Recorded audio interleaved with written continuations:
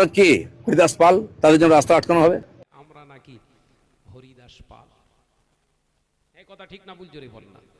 তারপরেও আমরা আমাদের শুনতে হচ্ছে বাংলায় হরিদাস পাল, যে বাংলার জমিনে থেকে এই সমস্ত উক্তিগুলো তারাই করে যারা কোনোদিন স্কুলের দোরগোড়ায় পা রাখিনি। শিক্ষার অভাব, এডুকেশনের অভাব। ওই জন্য ইংরেজিতে একটা কথা বলে, education life is best life. শিক্ষার জীবনটাই হলো প্রকৃত জীবন, সুন্দর জীবন। শিক্ষা নেই, গরু ছাগলের মতো জীবন তৈরি হবে। ওই জন্য কথাবার্তা এরকম গরুর মতো, হুম্বা হুম্বা করলে, সামনে মিডিয়া পেলেই হুম্বা হুম্বা করে চেল্লাচ্ছে, না কোনো কথার তাৎপর্য আছে না কিচ্ছু আছে। আমি মনে করি ওসব গরু ছাগলের মতো। গরু ছাগলও এখন অনেক ভদ্র, জানেন তো? গরু ছাগল অনেক ভদ্র, অনেক গরু আছে, অনেক ছাগল আছে, মনিবের কথায় উঠে বসে। বিশাল পোষ, মানে আমার দেখা গরুকে বলেছে এই শুয়ে পড়, শুয়ে পড়েছে। কিন্তু নতুন গরুর আমদানি হয়েছে, এরা কারুর কথা শোনে না। কথা বুঝতে পারছেন না? যে যদি হরিদাস পালদের অসুবিধা হয়, হরিদাস পালদের নিয়ে যদি অসুবিধা হয়, হরিদাস পালদের বলে দে, ওপেন ক্যামেরায় বলছি, হরিদাস পালদের যা ধন সম্পদ রাষ্ট্রীয় আপনার রাজ্য কোষাগারে রয়েছে সব বের করে দে, যে কোন মোল্লার ধন সম্পদ আমরা রাষ্ট্রীয় কোষাগারে রাখবো না, ওরা আলাদা। কথা বলছেন না কেন? দেখবি তোর আর কিছু নি কোলে, সব খালি হয়ে গেছে। কথা বুঝতে পারছেন না? মোল্লাদের দিতে গেলে লাল কেল্লা দিয়ে দিতে হবে, মোল্লাদের দিতে গেলে ওই তাজমহল দিয়ে দিতে হবে, মোল্লাদের দিতে গেলে ওই আপনার জুম্মা মসজিদ দিয়ে দিতে হবে, মোল্লাদের দিতে গেলে বড় বড় বড় বড় ইনস্টিটিউট, শিক্ষা প্রতিষ্ঠান দিতে হবে, মোল্লাদের দিতে গেলে যে রাজ্য ভবনে আপনার রাজ্যসভায় যে বসে মিটিং করিস ওটাও আর থাকবে না, সব চলে আসবে। দেখবি কলিকাতার মেজরিটি সংখ্যক 70% কলিকাতা মোল্লাদের হয়ে যাবে। তখন কোথায় বকবি? বকার জায়গা নিত। হরিদাস পালদের সঙ্গে লাগবি না। এই কথা বুঝতে পারছেন না? যার যতটুকু শিক্ষা, এডুকেশন, তার উপরে যেন বুঝতে যেও না। 4 দিনের চেয়ার পেয়ে ভেবো না হামসে বাড়া কই নেই হ্যায়। ও 34 বছর গরম মেরেছিল, ঠান্ডা হয়ে গেছে, এই হরিদাস পালেরাই ঠান্ডা করে দিয়েছে। 15 বছর ছিল, হরিপাল দাসেরাই কিন্তু ঠান্ডা করে দিয়েছে। তুমি তো এই জুম্মায় জুম্মায় এখনো 8 দিনও হয়নি, 3 দিন। এ কথা বলছেন না কেন? অর্থাৎ এই হরিপাল আপনার দাস, এই কোথাকার কে, দুটো আমড়া ভাতে দে, এইসব চিন্তাধারা মাথা থেকে ঝেড়ে ফেলুন। ভারতবর্ষের কনস্টিটিউশন যদি না জানা থাকে, আমার কাছে আছিস, ক্লাস করে দেবো ভালো করে। ক্লাসে ভালো করে ভারতের সংবিধান সম্পর্কে বাবা সাহেব আম্বেদকরের লেখা যে সংবিধান রচিত, ওই কেতাবটা ভালো করে রিভাইজ দিয়ে দেবো, আসিস একবার। তুই তো আবার পড়তে জানিস না, সমস্যা। এই কথা ঠিক না ভুল জোরে বলেন? লজ্জা হওয়া উচিত। যেদিন হাতে হাত আপনার সংবিধান ছুঁয়ে শপথ করেছিলে, সেদিন মনে রাখা দরকার ছিল, আমি এরকম চলবো, আমি সংবিধানে হাত দেবো না। এই কথা ঠিক না ভুল জোরে বলেন? সংবিধানকে সম্মান করতে শেখো। প্রকৃতপক্ষে মানুষ একজন ভারতীয় হিসাবে সবাই গ্রহণ করবে। আর যদি মনে মনে মোস্তারি করব, এই করব সেই করব, 15 বছরের দিকে তাকিয়ে দেখো কে কোথায় যাচ্ছে। ডিম থেরাপি থেকে শুরু করে সব থেরাপি চলছে। এখন আবার কিছু কিছু জায়গায় দেখতে পাচ্ছি জাঙ্গিয়া থেরাপিও হচ্ছে। জাঙ্গিয়া থেরাপি দেখতে পাচ্ছেন তো, হাফ প্যান্ট জাঙ্গিয়া পরে ঘোরাচ্ছে সব। হ্যাঁ, অর্থাৎ বাড় বেশি ভালো না। আমরা মুসলমানরা কাউকে আঘাত করি না, তবে আমাদের কেউ কেউ যদি বিনা কারণে আঘাত করে, আমরা প্রত্যাঘাত করতেও কিন্তু ভুলি না। এই কথা ঠিক না ভুল জোরে বলে? আমাদের ইতিহাস সম্পর্কে তোমরা জানো না, মুসলমানদের ইতিহাস জেনে নিও। আগ বাড়িয়ে কাউকে কোনোদিন গালি দেয়নি, চোখ রাগায়নি মুসলমান। কিন্তু এদেরকে যারা মারতে এসেছে, এদেরকে যারা আঘাত করতে এসেছে, তাদেরকে কি করে জব্দ করতে হয় এ জাতি কিন্তু জানে। এই কথা ঠিক না ভুল জোরে বলেন? বলে দেবো ভারতীয় রাষ্ট্রকে, যত রাষ্ট্র আছে ভারতীয় রাষ্ট্রের সঙ্গে বলে দেওয়া হবে, আপনারা আপনাদের দেশের কোনো তেল গ্যাস কিচ্ছু এদেশে আর দেবেন না। তকবীর দেন ভাইজান, হুজুর চলে এসছে। নারাই তাকবীর, জোরে বলেন নারাই তাকবীর। এই চিল্লে বলেন নারাই তাকবীর। আওলাদে মুজাদ্দিদুজ জামান जनाब भाईजान हुजूर किबला औलाद मुजद्दिदुज़्ज़मान नारे तकबीर सिलसिले हक मुजद्दिदुज़्ज़मान जनाब भाईजान हुजूर किबला औलाद मुजद्दिदुज़्ज़मान नारे तकबीर सिलसिले हक मुजद्दिदुज़्ज़मान औलाद मुजद्दिदुज़्ज़मान जनाब भाईजान हुजूर किबला जनाब भाईजान हुजूर किबला नारे तकबीर नारे तकबीर नारे तकबीर सिलसिले हक मुजद्दिदुज़्ज़मान जनाब भाईजान हुजूर किबला जनाब भाईजान हुजूर किबला औलाद मुजद्दिदुज़्ज़मान सिलसिले हक मुजद्दिदुज़्ज़मान औलाद मुजद्दिदुज़्ज़मान नारे तकबीर नारे तकबीर नारे तकबीर मोहब्बतेर संगे जिकिर कलिमा ला इलाहा इल्लाल्लाह ला इलाहा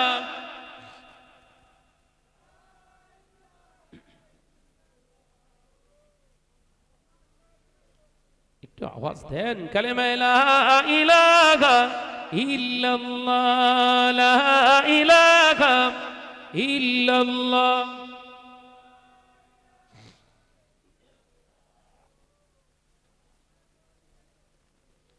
সাল্লাল্লাহু আলাইহি ওয়াসাল্লাম বলুন আলহামদুলিল্লাহ জোরে বল না রে বাবা আপনার খুশি না বেজার দেখেছেন এই শিখিয়ে দিলাম যেই সে যাও আমি আলহামদুলিল্লাহ পড়লাম জিজ্ঞাসা করলাম আপনারা খুশি না বেজার বলতে পারলো না আলহামদুলিল্লাহ আমি আলহামদুলিল্লাহ পড়ে কেন পড়লাম হঠাৎ করে খুশি হয়েছি তো কিসের জন্য ভাইজান এসছে বলে আপনারাও খুশি কিন্তু খুশি হয়ে যা আলহামদুলিল্লাহ পড়তে হয় আমি প্রথমেই শিখিয়ে দিলাম তারপরেও স্লিপ খেয়েছে ওই জন্য গরু খাওয়া বন্ধ করতে হবে কথা বুঝতে পারছেন না হ্যাঁ দরকার আছে আরে আমাদের কোনো ক্ষতি হবে না দেখবেন আমি তো মনে করি গরু খাওয়া যদি বন্ধ হয় আমার মনে হয় মুসলমানদের ওই হসপিটালে যাওয়া খুব কম হবে আমি আমার ব্যক্তিগত থেকে বলছি বড় বড় ডাক্তার বড় বড় ডাক্তারের পরামর্শ রেড মিট খাওয়া বন্ধ করুন রেড মিট খাওয়া বন্ধ করুন বিশেষ করে বিফ গরু খাওয়া বন্ধ করতে বলছি কেন জানেন ডাক্তাররা নিজেরাই স্বীকারোক্তি দিচ্ছে গরুকে এমন পরিমাণে ভ্যাকসিন দিচ্ছে এমন এমন ইনজেকশন দিচ্ছে যে ওর গোশত খাবে অটোমেটিক ওই ভ্যাকসিনের আওতাভুক্ত হয়ে ও রোগে আক্রান্ত হবে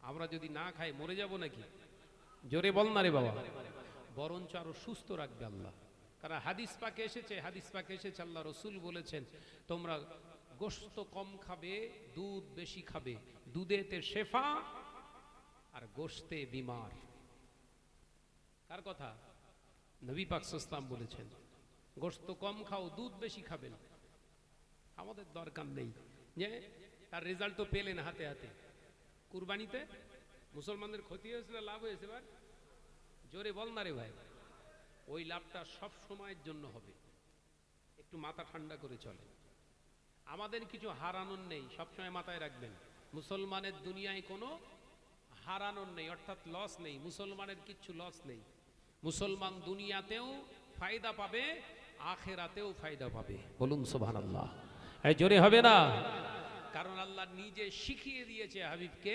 হাবিব আপনার উম্মতদেরকে আমি আল্লাহ বলছি শিখিয়ে দেবেন তারা যখন আমার কাছে চাইবে যেন এইভাবে চায় রব্বানা আতিনা ফিদ দুনিয়া হাসানাতাও ওয়া ফিল আখিরাতি হাসানাতাও ওয়া কিনা আযাবান নার একবার জোরে হবে না এ নজরেরা মুরব্বিয়ান গনেরা ছেলেরা বাচ্চারা পর্দানশীনা মা ও বোনেরা আল্লাহ পাক আল্লাহ তাআলা হাবিবকে শিখিয়ে দিলেন হাবিব ফিরআউন নমরুদ সাদ্দাত হামান এরা আমার কাছে চেয়েছিল এ আমাদের নাম আমরা দুনিয়ার জমিনে পেতে চাই দুনিয়ায় যতটুকু মানুষের ভালাই করেছি দুনিয়ার জমিনে যতটুকু মানুষের উপকার করেছি তার বিনিময়ে দুনিয়ায় আপনি আমাদেরকে যাজা দেবেন।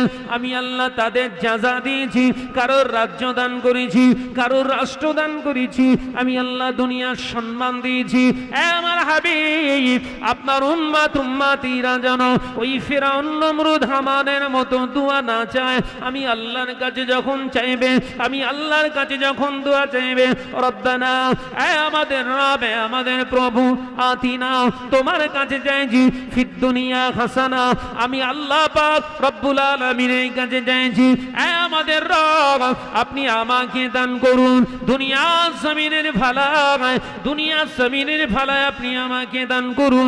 হাসানাতাও ফিল আখিরাতে হাসানা, এবং সাথে সাথে আল্লাহ পাক আমার আরেকটি জিন্দেগি আছে আখিরাত, ওই আখিরাতে জিন্দেগিতে আপনি ভালায় দান করুন। ওয়াকিনা আযাবান নার, সাথে সাথে আপনার আযাবে জাহান্নামের আগুন থেকে হেফাজত করুন।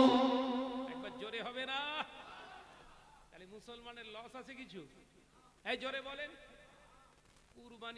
কুরবানি যদি মনে করেন যে না গরু কুরবানি হতে দেব না, আলহামদুলিল্লাহ, অসুবিধা নেই। এবার অনেক মানুষের টাকা বেঁচে গেছে। কথা বলছেন এখানে? একটা গরু সব অকশানে কিনতো, অকশানে ব্যামো ধরেছিল তো, এইটা যদি না হতো শোধরাতো। এই সব আল্লাহর পক্ষ থেকে হচ্ছে। আমি মনে করি যেটা হচ্ছে সব আল্লাহর পক্ষ থেকেই হচ্ছে। কারণ একটা গরু খুব হাইস্টলি 40,000 টাকা দাম, সেই গরুটা হাটে অকশানে তুলেছে 1.5 লাখ টাকা। আমি ভুল বলতেছি বোধহয়? তাহলে এই অপচয় থেকে আল্লাহ বাঁচিয়েছে তো? কথা বলে না তো? বাঁচিয়েছে না বাঁচায়নি?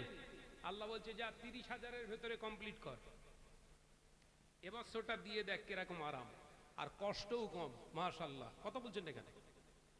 খাসি দুটো যদি দেন, অত দৌড়দৌড়ি করা লাগবে?